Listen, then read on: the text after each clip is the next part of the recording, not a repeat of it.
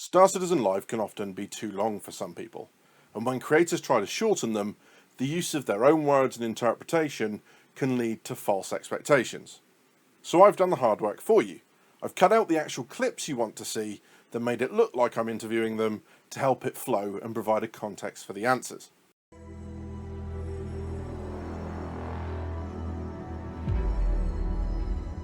Where are we on the 600i rework? No production work is currently happening on it, and it's not on our sort of like rolling 12 to 18 month schedule at the moment. 600i owners have a functional ship, so when it comes to prioritizing what do we want to work on next, redoing the 600i takes the place of something else that doesn't exist yet. So still super excited to do it. I think it's going to be a big update when it happens, but it's just finding the right time to do it. What needs to be done to ships to enable engineering to be released? And then what work will engineering require for ships that are already flyable? All the ships support it right now. We have fallback methods for those ships that don't have physicalized components, say like all the single seaters. You'll be able to access the gameplay in a way through your existing MFDs to sort of repair and manage components that are damaged. But in terms of the full featured running around your ship, changing fuses, messing with relays, engineering screens, completely accessible components, we are pretty well through the list. I had a big chart that I was looking at the other day of where we are with it, and it's well over half the ships have that level of everything being physicalized. And the majority of the ones that don't so far are those single-seater ships that gameplay is of a lesser importance. A lot of the game package ships aren't at gold standard. Are there any plans to bring them up to speed? Short answer, yes. In fact, this week we actually did the kickoff for gold standarding the Aurora series. So what do we mean by that? That means giving it all its physical components, updating the dashboard to current MFD standards, fire extinguishers, weapons locker, just fixing all the stuff that's wrong with it that doesn't suit the game today. Can you just refresh people on what gold standard actually is? Gold standard's like an ever moving kind of line. So it's more about bringing the ships up to, current. Current standard or 1.0 standard or whatever, however you want to kind of like stage it. It's it's bringing the ships up to the standard where they support all the current kind of gameplay and features that we know about kind of now. Who knows what's going to happen in the future and where we'll take things. So this is about kind of making them the best that we can make them today, effectively. Whatever happened to the Zeus ST, that image that disappeared from the CitizenCon presentations? I put the wrong image in the PowerPoint slide for the presentation. And I noticed that on stage when I turned around and looked at the screen, and it had all four there. So yes, there is a fourth variant called the ST. And the reason it isn't really known about beyond there is it has a sort of game loop that isn't really fully fleshed out. So we decided not to launch it with the other three. And when that game loop is more fleshed out, we'll talk more about it. Why are you guys releasing so many fighters? Fight or sell. Let's just be real. Okay, straight to the point. What's the current state of ship modules? It's out there with the Retaliator now. So really the only thing that stops it spreading further onto other ships that we promised it with is just simply time and resources to go through those other ships and do it. So will we see more of that modularity with the Apollo release? I'll say now is coming out next month with all of its modules, so all 6 modules. So it has the left and right tier 1, 2, 3 modules, so you can mix and match between them all. The Drake command module was mentioned in the last roadmap roundup. Tell us more. Command module on the roadmap, that's the technical features done by not the vehicle content team to allow us to set up the command module, which you've seen on the side of the Caterpillar, and it's also on the Ironclad, that allows it to be a fully independent ship that can dock, detach, dock, and The complexity here that requires the feature development is it's not the same docking system as you see like Starfarer refueling or Merlin and Constellation series, because those are simply just two ships attaching to each other. The command module is that plus the transfer of control authority between one ship to the other. So you need, when you're in the command module, it's to have its own set of IFCS parameters and more, but we'll just talk IFCS. So it can fly off and do its own thing. And then when it's attached to the base portion of the ship, it then needs to essentially absorb all the control links of all the items that are in that other section, take over control of them, take over flight of the whole thing. So yeah, we are getting that feature-wise in a position where we can update the content to support it. With the last couple of ships, are we moving towards more ships having bespoke weapons? Unfortunate trend based on just the last two ships.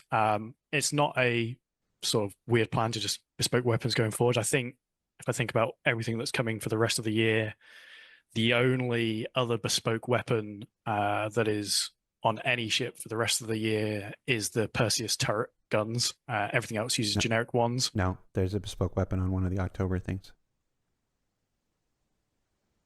Oh, yeah. Yeah. What are the benefits of bespoke weapons? From the design side, it allows us to have essentially some level of control over the actual raw like damage output of a ship. Because as players know, everyone min-maxes. If you have generic swappable weapons, you have to account for a full size range. So if we take the Meteor, for example, and we let those be generic size 5s, I think that would be a well and truly overpowered ship. But because they're bespoke ones, allowed us to have size 5 weapons that were very constrained and had sort of downsides to keep it in check.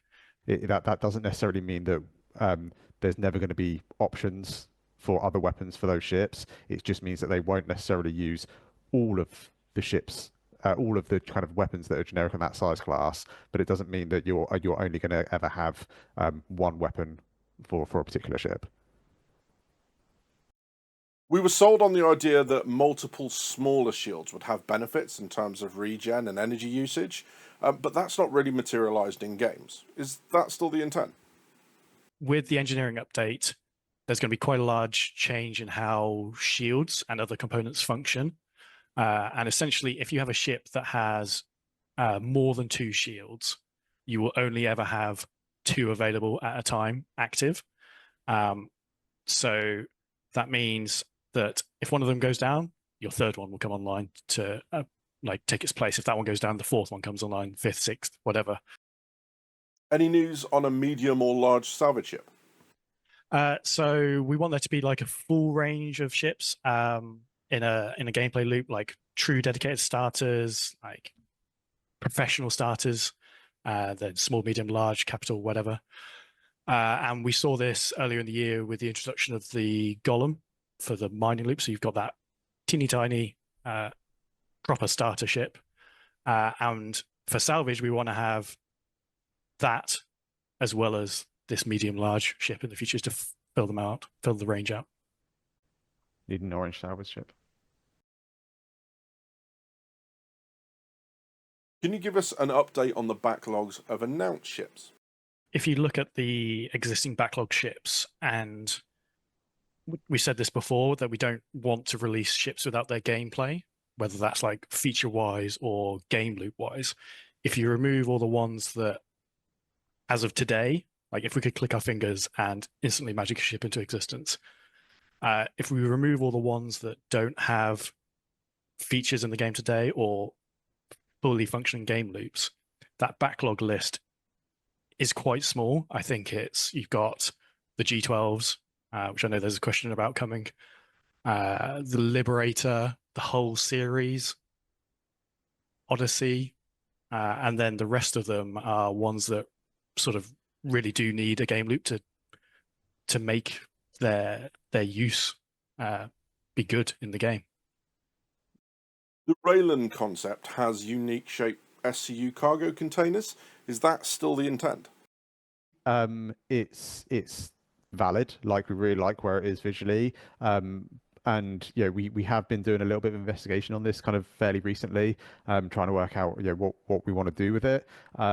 I think what that has kind of led to is the cargo value is probably going to change a little bit, and I think we will need to do a little bit of concept work to get the kind of the visuals to a point where it still looks cool, but it is kind of it's practical and it makes the ship kind of good to use. They are going to use the existing SCU cargo system that we have in the game, so they're not going to have some that was weird bespoke that I should have said. Xi'an cargo shape cargo. It's going to use the same SCU ones. It's going to take 32 SCU containers, but we have some ideas on how we're going to sort of wrap that up in the GATAC style language, and then the cargo capacity is going to go way up. I'm not going to give a number here. We'll give a number later on, but it's up. What is next year's manufacturer focus? There isn't really like a next year's going to be X manufacturer, and we're going to do 10 ships with that manufacturer plan. We try and do a spread. More Kruger ships? Question mark. I definitely want to see more Kruger ships. So it was more fins. Maybe more fins. What's going on with the cargo pods on the Carrack? Because they are awful to load and unload. You're supposed to drop the whole pods out, and then they open. If you look at the very original concept art, you'll see them like dropped on the planet side. That's where that ship's modularity comes from. And to do that requires quite an extensive rework of that belly area. Here's a piece of merchandise that never made it off the drawing board. This was a Carrack plushie we explored like years ago. I just had it on my table. Yeah, it's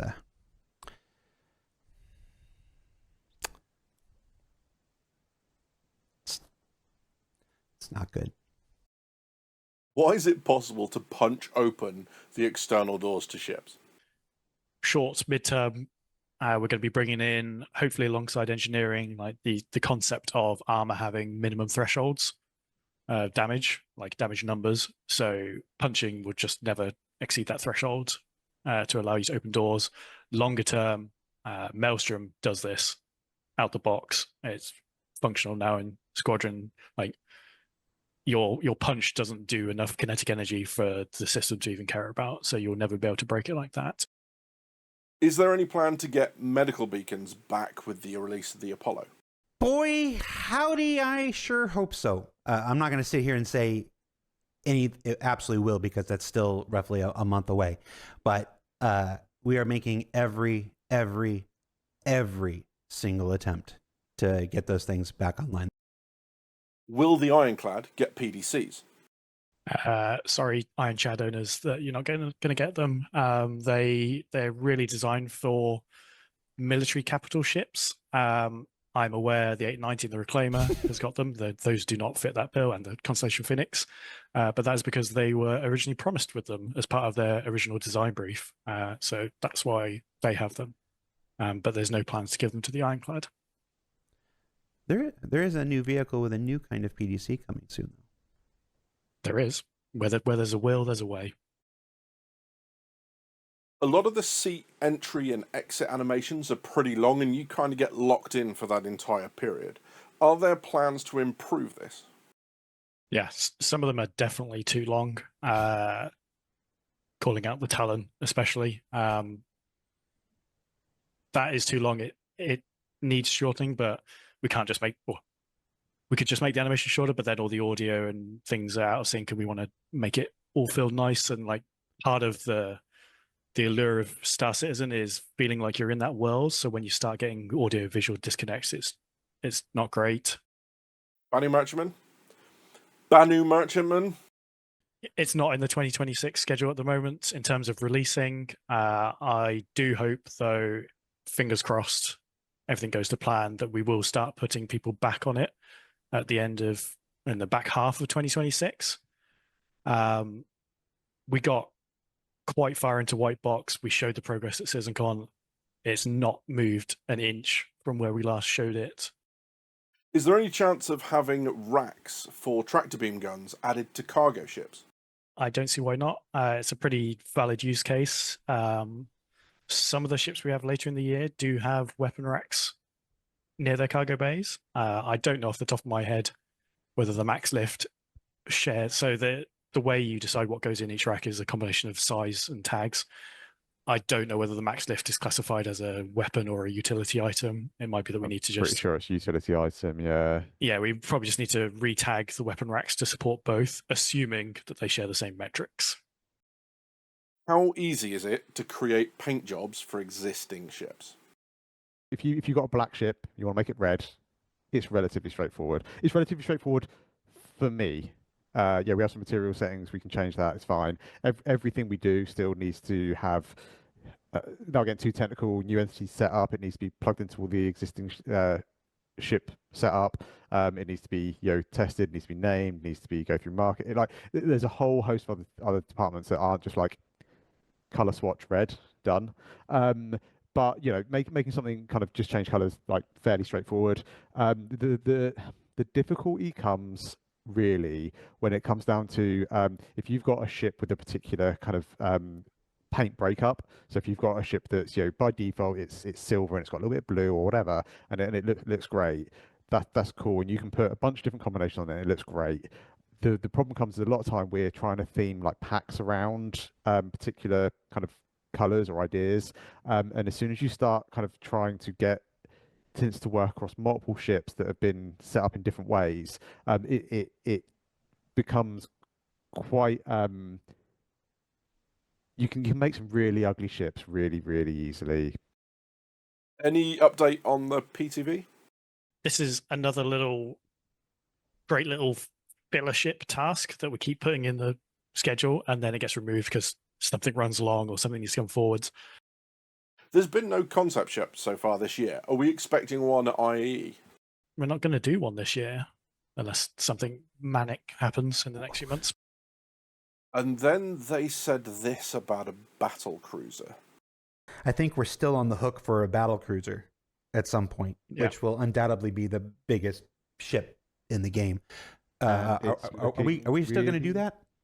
Yeah, it's looking really cool with the progress we've made on it so far. So I think the battle cruiser, on paper, it's a big old ship, and we are.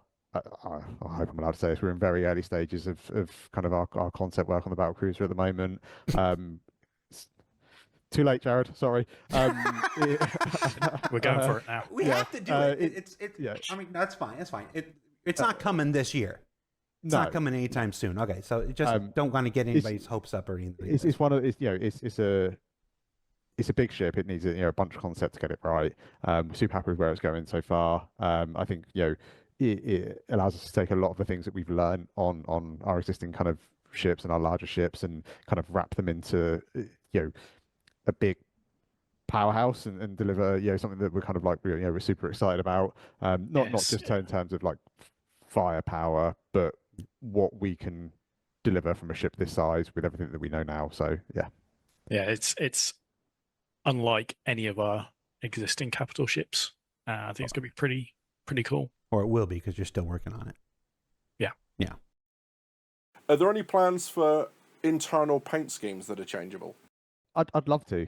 It's one of those things that it requires teams outside of my control to be able to kind of deliver this, and they all have big priorities lists that they need to work through. My expectation is it will come.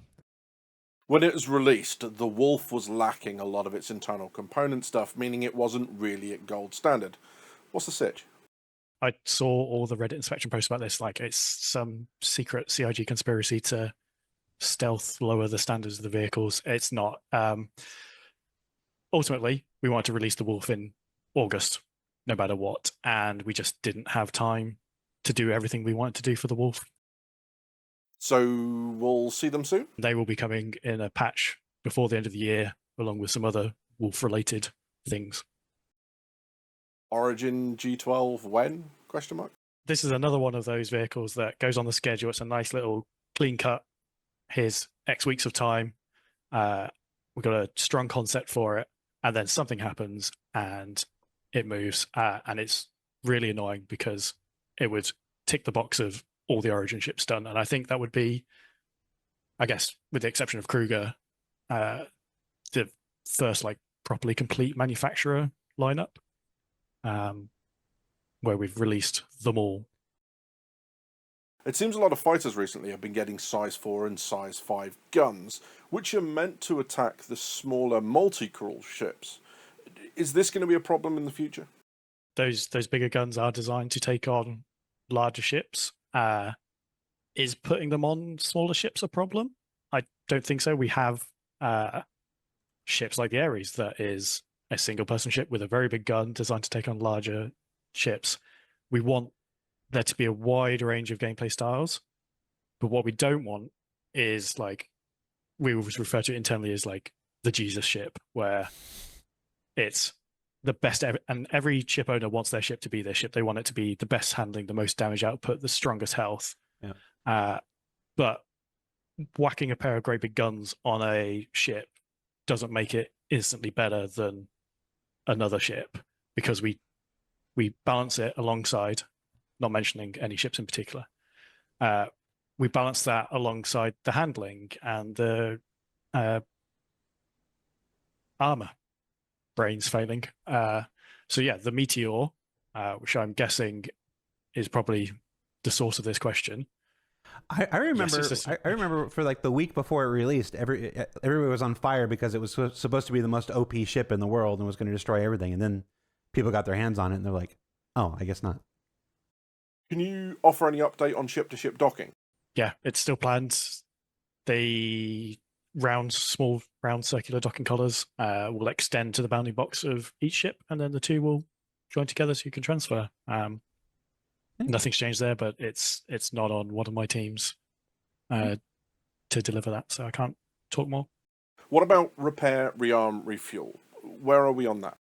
So this is one I can talk a bit more about. Like, this is on the feature team schedule to be delivered in the near future. I'm not going to give a date, and it's required as as part of some other planned content, where we're going to allow ships to land inside, select other ships, and then be able to refuel, rearm, repair on board those ships using the parent ship's resources inside their cargo grids. So if you've stocked up your ship with, RMC and hydrogen fuel, the ship that's landed in will, at this moment in time, it may change when it releases, use the existing Mobi-Glass repair rearm screen and go, I want to repair rearm, and it will take it from the resources. Seeing as the Apollo is supposed to carry drones, does that mean we're getting drones next month too? So drones are being developed as part of base building. Obviously, the Apollo is coming next month. That means base building is coming next month. That's not what it means. Or someone in chat says that. Drones will not be releasing as part of the Apollo launch. We'll rip that band-aid off now. When we were developing the ship, obviously the Apollo, I want to say it was 2017 originally concepted. 17 or 18. I remember. 17 or 18. The idea of medical gameplay then is very different to the idea of medical gameplay now. And we have people working on updates to the medical gameplay system right now, beyond what we talked about, the medical beacon. And when we were looking at the ship, the drones was this sort of gray area. They said they would do one thing in the concept. That sort of doesn't really apply in the game loop we have now for medical. They predated tractor beams and just the whole respawn mechanics we have now. So we have left space for the drone bay in the ship. We've not got rid of it. The space is there if we find a valid use case for them to exist when drones as a feature exist. But the Apollo will launch next month without drone gameplay. Jared, you had some great news for Apollo owners, right? We mentioned those modular bays that the Apollo has. The left and right tier 1 bed, the left and right double tier 2 beds, the left and right 3 tier 3 beds. In the past, when we've added modules to ships like the Retaliator and whatnot, we have sold those modules individually. We are not going to do that with the Apollo. So I'm here to tell you now we are going to include all 6 modules for free on every Apollo SKU. So if you already own the Apollo, you've got it already in your account, we are going to retroactively inject those into all of your existing items on the My Hangar app on your website. So if you have the Apollo now, you're going to get all 6. If you purchase the Apollo when it comes out in September or at any point from now on, it's not like a limited time thing. If you purchase the Apollo from any point from now on, it will come with all 6 bays.